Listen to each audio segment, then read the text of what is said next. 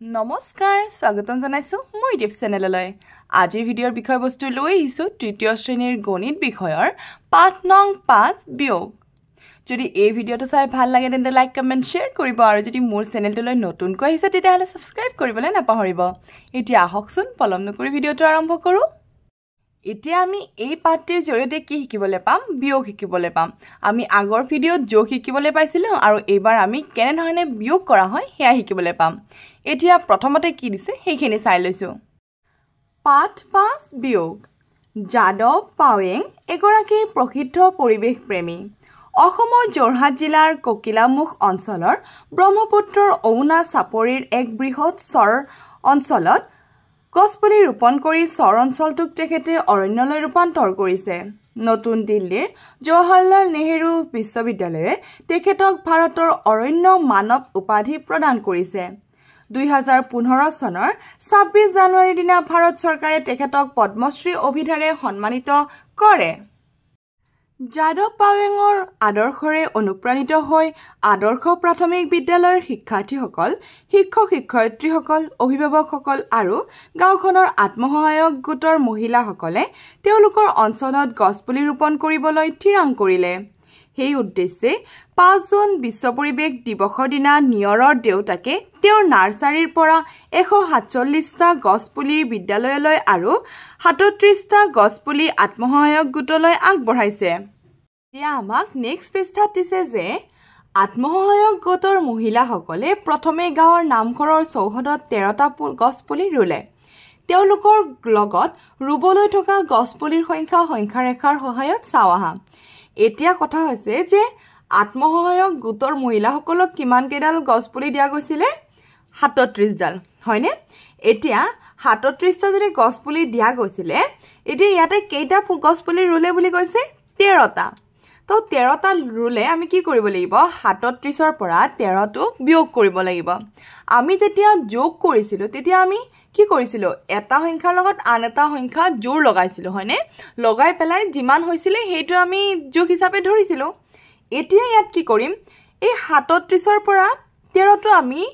পিছুৱাই আনিম যোগ কৰিলে আমি কোন পিনে নিও আগুৱাই নিও আৰু বিয়োগ কৰিলে আমি কি কৰিম পিছুৱাই আনিম অৰ্থাৎ কেনে ধৰণে বিয়োগ কৰা হয় মই ধুনিয়াকৈ বুজাই দিবলৈ চেষ্টা কৰিছো আমাক আত্মসহায়ক গোটৰ কিমান থকা বুলি কৈছিলে গছপুলিৰ সংখ্যা 37 হয়নে আৰু এপিনে তেওঁলোকে কেইডাল গছপুলি ৰুলে নামঘৰৰ চৌহদত 13 ডাল ঠিক আছে এতিয়া আমি বিয়োগ কেনেকৈ কৰিব লাগে হেতু শিকিলাম ইয়াতে কিমান আছে 7 আছে আৰু ইয়াতে কিমান আছে 3 যিসকলে 7ৰ 3 গলে নাজানে ঠিক আছে তেওঁলোকৰ কাৰণে মই এটা ইজি ট্ৰিক দিছো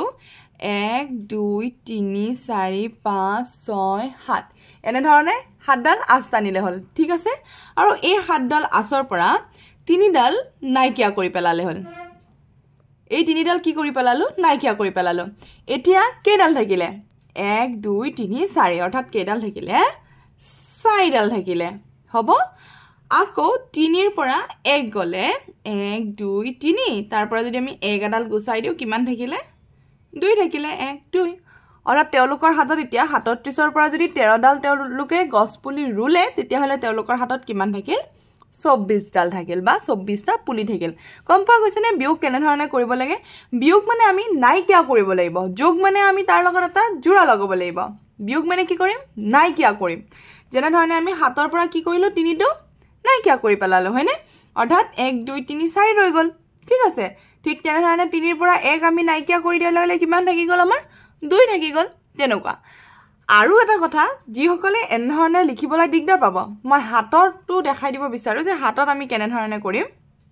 যোগ যেনে ধৰণে দেখাইছিলো হাতত কৰা বিয়োগটো দেখাইছো যে কি 1 2 3 4 5 6 7 হয়নে হাতৰ পৰা কিমান মাইনাস কৰিব দিছিলে বা কিমান বিয়োগ কৰিব দিছিলে 3 তো যদি আমি কৰো 1 2 3 কাটি দিলো 1 2 3 4 4 থাকি গল এনে ধৰণে আমি হাতৰ জৰিয়তে কি কৰিব পাৰো বিয়োগ কৰিব পাৰো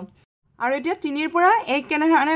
কৰিম 1 2 3 এক এটা আমি মাইনাস কৰি দিলো বা বিয়োগ কৰি দিলো তো কিমান থাকিল 1 2 থাকিল এনে ধৰণে আমি কি কৰিব পাৰো বিয়োগ কৰিব পাৰো বুজি পা গৈছে নহয় আমি কেনে ধৰণে বিয়োগ কৰিব লাগে যোগ কৰোতে আমি কৰিছিলো যে ইটোৰ লগত আৰু যি সংখ্যাটো থাকিব হেতু যোগ কৰি দিছিলো হয় নে অৰ্থাৎ তাৰ লগত এটো কি কৰি দিছিলো মিলাই দিছিলো কিন্তু ইয়াতে কি হ'ব সেই সংখ্যাটো নাইকিয়া কৰি দিব লাগিব অৰ্থাৎ নোহোৱা কৰি দিব লাগিব নোহোৱা কৰিলে কিমান ৰৈ যাব হেতুৱে হ'ব বিয়োগৰ উত্তৰটো বুজি পোৱা গৈছে এতিয়া আমাক নেক্সট কি দিছে এটা চাই লৈছো এতিয়া আমাক ইয়াতে দিছে যে সংখ্যা ৰেখাৰ সহায়ত আমি কেনে ধৰণে কৰিম সংখ্যা ৰেখা ধুনিয়াকৈ 10 ৰ পৰা 40 লৈকে সংখ্যাবোৰ বহুৱাইছে হয়নে এতিয়া ইয়াতে আছিল প্ৰথম কিমান 37 আছিল 37 ৰ পৰা প্ৰথমে কি কৰিছে 10 ঘৰ লৈছে 37 ৰ পৰা যদি আমি 10 ঘৰ বিয়োগ কৰো তেতিয়া হলে 27 হ'ব আৰু 27 হল ঠিক আছে 10 আৰু তাৰ লগত আমি কি কৰিব লাগিব আৰু 3 আমি বিয়োগ কৰিব লাগিব তো 37 ৰ পৰা যদি 10 বিয়োগ কৰো 27 আৰু 27 ৰ পৰা যদি আকৌ 3 ঘৰ যাও তেতিয়া হলে কিমান হ'ব 24 হ'ব অৰ্থাৎ 37 বিয়োগ 13 সমান কিমান হ'ব 24 হ'ব মইতো অলৰেডি বিয়োগ কৰি দেখালোই সংখ্যা ৰেখাত আমি এনে ধৰণে কৰিব লাগিব ঠিক তেনে ধৰণে আকৌ এটা দিছে মহিলাসকলৰ হাতত থকা 24টা পুলিৰ পৰা 15টা পুলি তেওঁলোকে আলিবাটৰ দাঁতিত হাৰি হাৰিকৈ ৰুলে এতিয়া তেওঁলোকৰ লগত কেইটা পুলি থাকিল কি কৈছে যে তেওঁলোকৰ লগত 24টা থাকি গল আকৌ সেই 24টাৰ আকৌ কি কৰিছে 15টা আলিবাটৰ দাঁতিত ৰুইছে হ'ব এতিয়া আলিবাটৰ দাঁতিত তেওঁলোকে কেইটা 24ৰ পৰা কেইটা ৰুলে 15টা তো আমি প্ৰথমে 24ৰ পৰা 14 লৈকে 10 ললো ঠিক আছে 10 বিয়োগ কৰি ললো আৰু তাৰ পিছত আমি এক্সট্ৰা কি কৰিম পাঁচটা আকৌ লম যেনে 1 2 3 4 5 পাঁচটা লোৱাৰ পিছত আমাৰ সঠিক উত্তৰটো কি হ'ব 9 হ'ব অৰ্থাৎ 24ৰ পৰা যদি আমি 15 বিয়োগ কৰিব লাগে তেতিয়া হলে আমাৰ উত্তৰ কি হ'ব 9 হ'ব বুজিবা গৈছে কি কৈছো এটো বাৰু মই বুজাই দিবলৈ চেষ্টা কৰিছো কেনে ধৰণে 9 হল আমাক কিমান দিছিলে 24 আৰু এপিনে কিমান আছিলে 15 এটো অকমান বুজিবলগিয়া এটো সকলে চালে হল 4 ৰ পৰা 5 বিয়োগ যাব নোৱাৰে অৰ্থাৎ সৰু সংখ্যাৰ পৰা ডাঙৰ সংখ্যা বিয়োগ না যায় তো তাৰ কাৰণে আমি কি কৰিব লাগে আমাৰ এই আগত যেটো সংখ্যা থাকে ইয়াৰে পৰা ইয়াত এটা কি কৰিব লাগে আমি 1 ধাৰ কৰি লব লাগে অৰ্থাৎ এই দুইটোৰ পৰা আমি 1 এটা কি কৰি লম ধাৰ কৰি লম তো ইয়াত কিমান হৈ গল 14 হৈ গল ঠিক আছে 14 হৈ গল যে 14 ৰ 5 গলে আমি কেনেকৈ উলাম হেতু মই দেখাই দিছো প্ৰথমে বাৰু আসপাৰি পেলাই দেখাই দিছো 1 2 3 4 5 6 7 8 9 10 11 12 13 14 হ'ব আৰু এতিয়া 14 ৰ পৰা 5 কেডালে 1 2 3 4 5 5 আমি খেদাই দিলো এতিয়া কিমান থাকিল 1 2 3 4 5 6 7 8 9 অৰ্থাৎ কিমান থাকিলে 9 থাকিলে আৰু এতিয়া ইয়াতে কি থাকিব 1 থাকিব কাৰণ ইয়াৰে পৰা 1 এটা লৈ পেলাই আমি এটো কৰিলো নহয় এতিয়া আগতে নে কি আছিল 2 আছিল কিন্তু আমি 2 ৰ পৰা কি কৰিছিলো 1 এটা ধাৰ লৈছিলো তো ইয়াতে কিমান থাকি গল 1 থাকি গল আৰু 1 ৰ পৰা 1 কি হ'ব বিয়োগ কৰিলে আমি 0 পাম অৰ্থাৎ ইয়াতে একো এটা সংখ্যা নহব 1 ৰ পৰা 1 গলে কিমান হ'ব 0 হ'ব ঠিক আছে বুজি পা গৈছে যেনে ধৰণে দেখাই দিছো এটো 1 আছিল এই একটো যদি গুছি যায় কিবা থাকিব জানো না থাকে তো ইয়াৰে উত্তৰ কিমান হ'ব 0 হ'ব অৰ্থাৎ ইখিনিত 0 হ'ব হ'ব 2 ইয়াতে 1 ৰ পৰা 1 গলে কিমান হ'ব 0 হ'ব বাকি আমি 14 ৰ পৰা 5 যাওতে কিমান পালো 9 পালো তো উত্তৰটো আমি কেনে ধৰণে উলিয়ালো এটো 9 কেনে ধৰণে পালো গম পোৱা গল যদি সংখ্যা ৰেখাৰ সহায়ত কৰো তেতিয়া হলে এনেকে হ'ব আৰু যদি আমি অংকটো কৰি দেখাও তেতিয়া হলে তেনেকুৱাকে হ'ব বুজিবা গৈছে কেনেকে আমি ধাৰ লব লাগে হেতুৰ কাৰণে মই অংকটো দেখাই দিলো তাৰ পিছত ইয়াতে কি দিছে যে ৰৈ যোৱা 9টা পুলি আত্মসহায়ক গোটৰ সদস্যসকলে নিজৰ নিজৰ ঘৰৰ চৌহদত ৰুলে বাকি 9টাহে ৰৈ গল হেগিনা নিজৰ নিজৰ চৌহদত অৰ্থাৎ নিজৰ নিজৰ ঘৰৰ কাষতে কি কৰিলে তেওঁলোকে ৰুই দিলে এতিয়া আকৌ নেক্সট আমাক কি দিছে এইখিনি চাই লৈছো আমাক ইয়াতে দিছে যে সংখ্যা ৰেখাৰ সহায়ত বিয়োগ কৰো আহা এতিয়া আমি কেনে ধৰণে বিয়োগ কৰিম সংখ্যা ৰেখাৰ সহায়ত হেতু আমাক নিজে নিজে কৰিব দিছে এতিয়া ইয়াতে ধুনিয়াকৈ সংখ্যা ৰেখা দিয়া আছে সংখ্যাবোৰো দিয়া আছে আৰু আমাক ইয়াতে দিছে 32 ৰ পৰা 15 বিয়োগ কৰিব দিছে ইয়াতে মই ধুনিয়াকৈ লিখি ৰাখিছো প্ৰথমে 32 ৰ পৰা 22 লৈকে 10 ঘৰ আনিছো আৰু 10 ঘৰ অনাৰ পিছত 5 ঘৰ আমি এক্সট্ৰাকে আনিছো যে কিমান 1 2 3 4 5 তো আমি 32 ৰ পৰা 15 বিয়োগ কৰিলে কিমান পাম 17 পাম দেখিবলৈ পোৱা গৈছে 17 পাইছো হয়নে ইয়াৰে 32 ৰ পৰা 22 লৈকে আনিছো তাৰ পিছত 5 ঘৰ আকৌ এক্সট্ৰাকৈ দিয়াৰ পিছত আমি কিমান পালো 17 পালো হ'ব 32 বিয়োগ 15 সমান 17 ঠিক তেনে ধৰণে নেক্সটটো আমাক দিয়া আছে যে ইয়াতে দিয়া আছে কিমান 56 ৰ পৰা 22 বিয়োগ কৰিব দিছে এতিয়া 56 ৰ পৰা 22 বিয়োগ কৰিবলৈ হলে আমি কি কৰিব লাগিব দুবাৰ 10 কৈ লব লাগিব অৰ্থাৎ প্ৰথমে আমি 56 ৰ পৰা 46 লৈকে আনিলো 10 ঘৰ আকৌ 46 ৰ পৰা কি হলৈকে আনিলো 36 লৈকে আমি আনিলো আৰু আনি পেলাই আমাক কি দিয়া আছে আৰু দুটা হ'ব হয়নে অৰ্থাৎ 2 আমাক এক্সট্ৰা দিয়া আছে তো আমি এই 2টো আমি কি কৰিলো 1 2 কৰি দিলো দিয়াৰ পিছত 56 ৰ পৰা যদি আমি 22 বিয়োগ কৰো তেতিয়া হলে আমি উত্তৰটো কিমান পাইছো 36 পাইছো ঠিক আছে ঠিক তেনে ধৰণে এইটো যে আমাক ইয়াতে কিমান দিছে 65 ৰ পৰা 12 বিয়োগ কৰিব দিছে তো আমি প্ৰথমে 65 ৰ পৰা 10 ঘৰ নি পেলাই 55 পালো আৰু 55 ৰ পৰা 2 ঘৰ বেছিকৈ নি পেলাই আমি কি পালো 53 পালো হয়নে অৰ্থাৎ 65 বিয়োগ 12 কৰিলে আমি কিমান পাম 53 পাম এনে ধৰণে আমি সংখ্যা ৰেখাত কি কৰিব লাগিব বিয়োগ কৰিব লাগিব হ'ব এতিয়া আমাক দিছে বিদ্যালয়খনত কোনে কেইটা গছপুলি ৰুলে চাও আহাচোন শিক্ষক আৰু অভিভাৱকসকলে মিলি 147টা পুলিৰ পৰা 12টা পুলি ৰুলে ৰুবলৈ কিমান পুলি থাকিল চাও আহা এতিয়া পুলি কিমান আছিল 147টা আছিল আৰু 147ৰ কেইটা পুলি ৰুলে 12টা পুলি ৰুলে এতিয়া ইয়াতে ধুনিয়াকৈ লিখা আছে যে গছ পুলি আছিল 147 এতিয়া যদি আমি 147ক একক দহক শতক হিচাপে চাবলৈ যাও শতকৰ ঘৰত কিমান থাকিব 100 থাকিব দহকৰ ঘৰত 40 থাকিব আৰু ইপিনে এককৰ ঘৰত কিমান থাকিব 7 থাকিব হয়নে তো এতিয়া ইয়াতে ধুনিয়াকৈ দিয়া আছে যে 100ৰ বাবে 100 লোৱা গৈছে 10ৰ বাবে ইয়া লোৱা গৈছে আৰু 1ৰ বাবে এটাকৈ ব্যৱহাৰ কৰা হৈছে ঠিক আছে তো 10 বুজাবৰ কাৰণে এনে ধৰণে ব্যৱহাৰ কৰা হৈছে আৰু 100ৰ কাৰণে এনেকুৱা আৰু 1ৰ বাবে এটা এই ধৰণত ব্যৱহাৰ কৰা হৈছে হ'ব এতিয়া ইয়াতে কি দিছে যে 12টা গছ পুলি ৰুৱাৰ পিছত ৰুবলৈ পুলি থাকিল এতিয়া কি হৈছে যে 12টা গছ পুলি ৰুব 147ৰ কেনে ধৰণে কৰা হৈছে যে ইয়াতে 100 আছিল ইয়াতে 40 আছিল আৰু ইয়াতে কিমান আছিল 7 আছিল হয়নে এতিয়া 100ৰ পৰা কি কৰিছে যে আমি কেনে ধৰণে বিয়োগ কৰিবলৈ মই শিকাইছো নহয় এটো দেখাই দিছো যে 7ৰ পৰা যদি আমি 2 বিয়োগ কৰো ঠিক আছে 7ৰ পৰা যদি আমি 2 বিয়োগ কৰো কিমান পাম 5 পাম অৰ্থাৎ ইয়াতে দেখুৱা আছে 1 2 3 4 5 6 7 আছিল হয়নে 7ৰ পৰা আমি কি বিয়োগ কৰিব লাগিব 2 বিয়োগ কৰিব লাগিব যদি আমি 2 বিয়োগ কৰো কিমান পালো আমি 5 পালো এতিয়া আকৌ 40 অৰ্থাৎ ইয়াতে কি 40 বুলি ধৰিলে আমি বা 4 বুলি যদি ধৰো এতিয়া 4 ৰ পৰা যদি আমি 1 বিয়োগ কৰো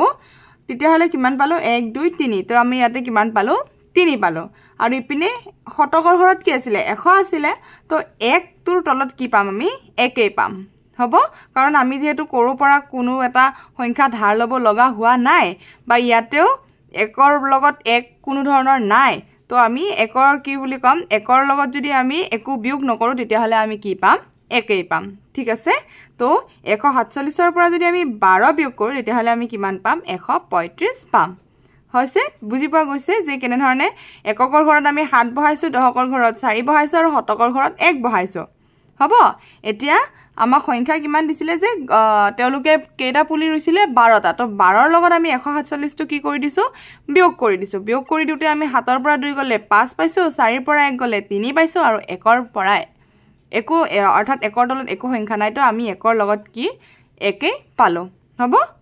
এতিয়া ইয়াতে কি দিছে যে এইবাৰ 5ম শ্ৰেণীৰ 22 গৰাকী শিক্ষাৰ্থীয়ে একোটাকৈ গছপুলি ৰুলে কিমানটা গছপুলি ৰুবলৈ থাকিল এতিয়া গছপুলি কিমান আছিল 135 আছিল আৰু 135ৰ অৰ্থাৎ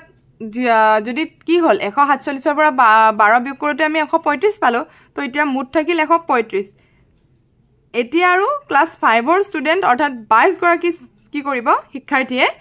গছপুলি ৰুব তো হেতুক আমাৰ কেনে ধৰণে বিয়োগ কৰা গৈছে দেখাইছো এতিয়া আমাক ইয়াতে দিছে যে 22টা গছপুলি ৰুৱাৰ পিছত ৰুবলৈ গছপুলি থাকিল একে ধৰণে কৰিব লাগিব যে আমি শতকৰ জায়গাত 1 ৰাখিছো দহকৰ জায়গাত 3 এককৰ জায়গাত 5 হয়নে আকৌ এই 135ৰ লগত কিহক বিয়োগ কৰিছো 22ক বিয়োগ কৰিছো আৰু 22ক বিয়োগ কৰোতে আমি কিমান পালো 5ৰ পৰা 2 গলে 3 3ৰ পৰা 2 গলে 1 আৰু 1ৰ তলত যেহেতু একো সংখ্যা নাই তো কি হ'ব 1 বহিব অৰ্থাৎ 135ৰ লগত 22 বিয়োগ কৰোতে আমি কিমান পালো 113 পালো মই অলৰেডি শিকাই দিলো যে কেনে ধৰণে আমি বিয়োগ কৰিব লাগে আকৌ আমি নেক্সট পৃষ্ঠাত বিয়োগ পাম বিয়োগ কৰো আহা পাম তো মই তাত আকৌ এবাৰ দেখুৱাবলৈ চেষ্টা কৰিম যে আমি কেনে ধৰণে বিয়োগ কৰিব লাগে এবাৰ কি দিছে যে সেইদিনা বিদ্যালয়ত প্ৰথম শ্ৰেণীৰ পৰা চতুৰ্থ শ্ৰেণীলৈ মুঠ 110 গৰাকী শিক্ষাৰ্থী উপস্থিত আছিল জ্যেষ্ঠসকলৰ সহযোগত তেওঁলোকেও পায় গাই প্ৰতি এটাকৈ গছপুলি ৰুৱাত কিমান গছপুলি থাকিল চাও আহা এতিয়া মুঠ গছপুলি কিমান আছিল 113 আছিল হয়নে আমি লাষ্ট বিয়োগ কৰোতে গম পালো যে 113 আছিল এতিয়া 113ক আমি কেনে ধৰণে বিয়োগ কৰিম 110টা গছপুলি ৰুৱাৰ পাছত গছপুলি ৰুবলৈ থাকিল যে প্ৰথমে আমাৰ এককৰ ঘৰত কিমান থাকিলে এককৰ ঘৰত 3 থাকিলে হয়নে আৰু দহকৰ ঘৰত কিমান আছে 1 আছে আৰু এই পিনে শতকৰ ঘৰত কিমান আছে 100 আছে এতিয়া 113ক যদি আমি 110ৰে কি কৰো বিয়োগ কৰো তেতিয়াহলে আমি কি পাম 3 ৰ 0 গলে 3 1ৰ পৰা 1 গলে 0 হয় আৰু 1ৰ পৰা 1 গলে কি হ'ব 0 হ'ব তো এতিয়া আমাৰ হাতত কিমান থাকিলে 3 থাকিলে যদি আমি গুটেই গিটাকে নাইকিয়া কৰি দিও তেতিয়াহলে আমাৰ হাতত অকল কোনটো থাকিলে এককৰ ঘৰৰ 3টো থাকি গল অৰ্থাৎ 113 ৰ পৰা যদি আমি 110 বিয়োগ কৰো তেতিয়াহলে আমি কিমান পাম 3 পাম এতিয়া আমাক দিছে যে ৰৈ যোৱা 3টা গছপুলি এদিনো বিদ্যালয় ক্ষতি নকৰা শিক্ষাৰ্থীক প্ৰধান শিক্ষকে পুৰস্কাৰ হিচাপে আগবঢ়ালে আৰু যি 3টা ৰৈ গল যিসকলে কোনোদিন বিদ্যালয় ক্ষতি কৰা নাছিল তেওঁলোকক উপহাৰ হিচাপে দিলে এতিয়া নেক্সট আমাক দিছে বিয়োগ কৰো আহা মই যেটো কৈ উঠিলো যে কেনে ধৰণে এতিয়া আমি বিয়োগ কৰিম চাও এককৰ ঘৰত 6 দশকৰ ঘৰত 7 শতকৰ ঘৰত 2 দিয়া আছে অৰ্থাৎ 276ক আমি কিহেৰে কৰিম 36ৰে কি কৰিম বিয়োগ কৰিম ঠিক আছে এতিয়া 6 ৰ পৰা 4 গলে মই জেনে ধৰণে শিকাইছিলো যে হাতেৰে আমি সাম 1 2 3 4 5 6 হ'ব 6 আছে তাত আমি 4 কি কৰি দিলো নাইকিয়া কৰি দিলো তো কিমান হল 1 2 তো আমি ইয়াতে কি পাতিলো 2 পাতিলো ঠিক তেনে ধৰণে 1 2 3 4 5 6 7 7ৰ লগত আমাক কি হক বিয়োগ কৰিব লাগিব 3 ইয়াতে 7 হয়তো 1 2 3 এই 3টোক আমি নাইকিয়া কৰি দিও যদি কিমান হ'ব 1 2 3 4 তো আমি ইয়াতে কিমান পাতিলো 4 আকৌ 2 ৰ তলত একো নাই যেটো 2 আছে 2 হ'ব হ'ব অৰ্থাৎ আমি এটো কিমান পালো 242 পালো ঠিক তেনে ধৰণে এটো 398 ৰ লগত যদি আমি 84 বিয়োগ কৰো তেতিয়াহলে 8 ৰ পৰা সামা 1 2 3 4 5 6 7 8 8 ৰ পৰা যদি আমি 4 বিয়োগ কৰি দিলো তেতিয়াহলে কিমান পালো 4 পালো 9 ৰ পৰা 8 এয়া হৈছে 9 1 2 3 4 5 6 7 8 9 9 ৰ পৰা যদি আমি 8 বিয়োগ কৰি দিও তেতিয়াহলে আমি কিমান পালো 1 পালো হেহে আমি ইয়াতে লিখিছো 1 আৰু 3 তলত যেহেতু একো নাই তো 3টোৱে নামি আহিব ঠিক আছে তো কিমান হল 314 হল ঠিক তেনেধৰণে 975 ৰ লগত 61 আমাক বিয়োগ কৰিব দিছে এতিয়া মই দেখাই দিছো 5 ৰ পৰা 1 গলে 1 2 3 4 5 5 ৰ পৰা যদি আমি 1 বিয়োগ কৰি দিলো 1 2 3 4 পালো হয় একে ধৰণে 1 2 3 4 5 6 7 7 আছে ইয়াৰে লগত যদি আমি 6টো নাইকিয়া কৰি দিও কিমান থাকিলে 1 থাকিলে আৰু 9 তলত একো নাই 9টো নামি আহিল অৰ্থাৎ 914 হল ঠিক তেনে ধৰণে এটো 8 ৰ পৰা 4 যদি আমি বিয়োগ কৰো তেতিয়াহলে কিমান পাম আগতে আমি এবাৰ কৰিলো যে 4 পাইছো হয়নে আৰু 9 ৰ পৰা 8 গলে আমি কিমান পাম 1 পাম যদি 9 আছে দেখাই দিছো 1 2 3 4 5 6 7 8 9 আছে এতিয়া যদি এৰে 8 টাই গুছি গল তো কিমান থাকিল 1 থাকিল হ'ব আৰু 2 ৰ পৰা 1 গলে 1 অৰ্থাৎ আমি উত্তৰ কিমান পালো 114 পালো এতিয়া আমাক উঙটো ঠিক তেনেকুৱা ধৰণৰে দিছে যে 647ক আমি এতিয়া বিয়োগ কৰিব লাগিব কিহৰ লগত 524ৰ লগত ঠিক আছে এতিয়া 7 ৰ 4 গলে কিমান হ'ব 3 মই দেখাই দিছো 1 2 3 4 5 6 7 7 ৰ পৰা যদি 4 যায় তেতিয়াহলে 1 2 3 থাকিলে 3 লিখিলো 4 পৰা 2 গলে 4 ইয়াৰে 2 যদি নাইকিয়া কৰি দিও 1 2 2 থাকিলে আৰু ইপিনে 6 6 পৰা যদি 5 গুছি যায় তেতিয়াহলে কিমান থাকিব 1 অৰ্থাৎ 123 আমি উত্তৰ পালো ঠিক তেনে ধৰণে এটো যে 846ৰ লগত আমি কি কৰিব লাগিব 543ক বিয়োগ কৰিব লাগিব এতিয়া 6 ৰ পৰা 3 গলে এয়া হৈছে 6 ইয়াৰে পৰা 3 গল 1 2 3 3 ৰলে 4 পৰা 4 যদি আমি বিয়োগ কৰো তেতিয়াহলে 4 4 গলে কি হয় শূন্যই হয় আৰু 8 ৰ 5 গলে এতিয়া 1 2 3 4 5 6 7 8 8 ইপিনে 1 2 3 4 5 এই 5টা নাইকিয়া কৰি দিলো কিমান থাকিল 1 2 3 তো কিমান থাকিল ইয়াতে 3 থাকিল ঠিক আছে প্ৰত্যেকটো উত্তৰ মই আকৌ এবাৰ কৈ দিছো কৰ উত্তৰটো হ'ব 242 খৰ উত্তৰটো হ'ব 314 গড় উত্তৰটো হ'ব 914 খৰ উত্তৰটো হ'ব 114 আৰু উঙৰ উত্তৰটো হ'ব 123 এপিনে প্ৰথম চৰ উত্তৰটো হ'ব 303 এতিয়া আমাক কেইটামান কথা অংক দিছে আৰু চাওচোন কথা অংকবোৰত কি দিয়া আছে প্ৰথমতে দিছে কৰু আহা ক দিছে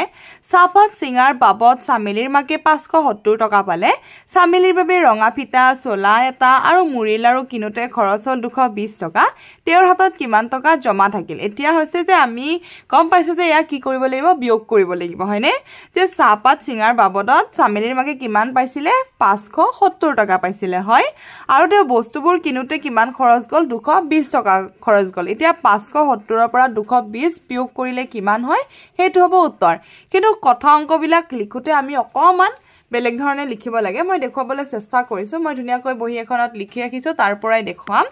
ইয়াতে ক সমাধান বুলি লিখিছো আৰু ইয়াতে হ'ব চামেলিৰ মাকে পালে 570 টকা বস্তু কিনোতে খৰচ হল 220 টকা এতিয়া 570 ৰ পৰা যদি আমি 220 টকা বিয়োগ কৰো তেতিয়াহলে আমি কিমান পালো 350 টকা মই দেখাই দিছো কেনে ধৰণে শূন্যৰ পৰা যদি আমি শূন্য বিয়োগ কৰো আমি কিমান পাম শূন্যই পাম 7 ৰ পৰা 2 বিয়োগ কৰিলে আমি 5 পাম কেনে ধৰণে পাম দেখাই দিছো এয়া হৈছে আমি লৈছো 1 2 3 4 5 6 7 7 পালো ন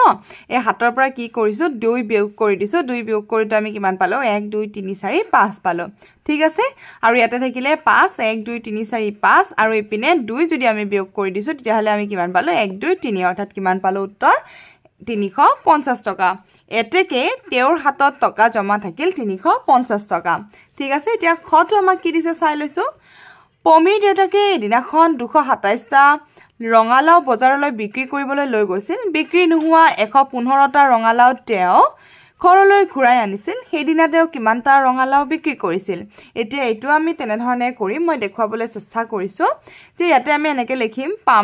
পমিৰ দেউতাকে বিক্ৰী কৰিবলৈ ৰঙালাও নিছিল 227টা বিক্ৰী নোহোৱা ৰঙালাও ঘৰলৈ ঘূৰাই আনে 115টা এতিয়া আমি 227ৰ পৰা যদি 115 বিয়োগ কৰো তেতিয়া হলে আমি কিমান পাম 112টা মই দেখাই দিছো যে আমি আগতেও পালো যে 7ৰ পৰা যদি আমি 5 বিয়োগ কৰো তেতিয়া হলে আমি কিমান পাম 2 পাম তাৰ পিছত 2 ৰ পৰা 1 গলে কিমান হ'ব 1 হ'ব আৰু 2 ৰ পৰা 1 গলে কিমান হ'ব 1 হ'ব যেনে ধৰণে ইয়াতে 2 আছে ইয়াৰ পৰা যদি 1 এটা নাইকিয়া কৰি দিও কিমান থাকি গল 1 এ থাকি গল অৰ্থাৎ আমি কি লিখিব লাগিব এতেকে তেওঁ মুঠ ৰঙালাও বিক্ৰী কৰিছিল কিমানটা 112টা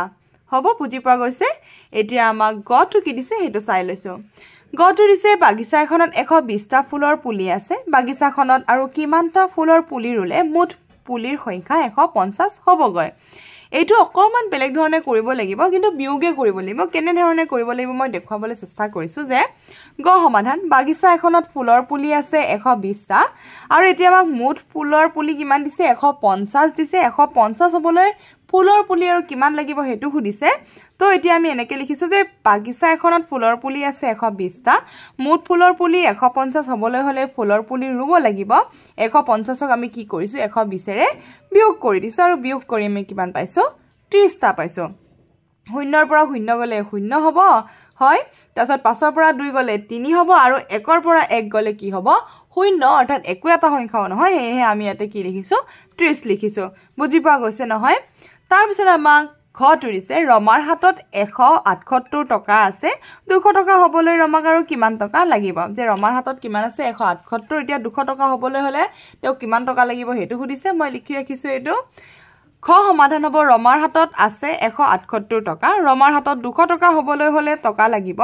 200ৰ লগত আমি কি কৰিব লাগিব 178 টো বিয়োগ কৰি দিব লাগিব আৰু তেতিয়াই কিমান হ'ব 22 হ'ব অৰ্থাৎ উত্তৰ আমি কিমান পালো 22 পালো এতিয়া কেনে ধৰণে 200ৰ পৰা 178 বিয়োগ কৰিলো যে এতিয়া মই এটো দেখাবলৈ চেষ্টা কৰিছো যে আমি এই বিয়োগটো কেনে ধৰণে কৰিব লাগিব যেহেতু 200 আছে হয় নে তো মই দেখাইছো ইয়াতে প্ৰথমে আমি লৈছো 200 আৰু এপিনে লৈছো আমি 178 এতিয়া আমি গম পাইছো যে সৰু সংখ্যাৰ পৰা ডাঙৰ সংখ্যা কি নহয় বিয়োগ না যায় হয় নে তো হেহে আমি কি কৰিম যে ইয়াতে শূন্য আছে তো আমি কি কৰিম ইয়াৰে পৰা এটা 1 ধাৰ কৰি আনিম